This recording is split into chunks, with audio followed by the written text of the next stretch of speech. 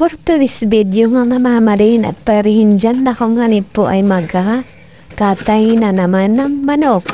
Na nakita po ninyo yung Wilkins na yan. Dyan ko pa isulpot ang manok para makapagkatay ako mag-isa para mandali lang katayin. Kahit mag-isa ka, pwede kang makakatay ng manok na hindi sila humahawak. Ayaw nga siguro ng manok ilabas yung ulo niya. Ay siya, pasensya naman at sentensyado na kayo. Patawad! Ganito lang po ang tips para makapagkatay ka po ng manok. Para kahit ikaw ay nag-isa-isa lang, kaya mo magkatay. Kung marunong ka magkatay, ako nga naman din po dati ang gitara ko marunong magkatay. Ay din lang po ako sa Mindoro natuto. Kaya nung natuto na po ako magkatay, ay ako na po ang magkatay din. Siya. Hindi po sila marunong magkatay. Lahat-lahat naman din po, pati paglansak ay ako na po, ay siya. Ay sino pa baga?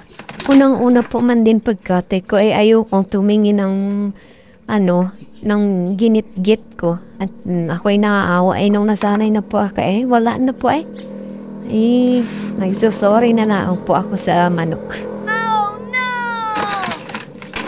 Ay nga ni po manok nga kinatay ko ay 2 po iyaan. Para sa may birthday po. Yan, napasok ko ang ulo niya. Ayaw niya kasi alam na niya na git-gita ng kanyang liig. Sorry talaga, promise.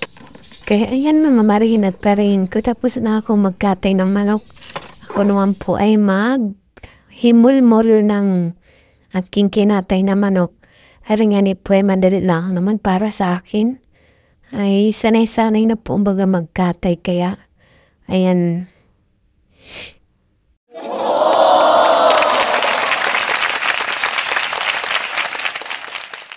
Nung nagtanong sila na marunong ako magkatay ng manok, sabi ko, okay, ayan. Lagi na akong nagkakatay ng manok. Tapos na akong maghimol-mol. Magkatad-tad na naman tayo ng manok na yan. Mandali lang din naman magtad-tad.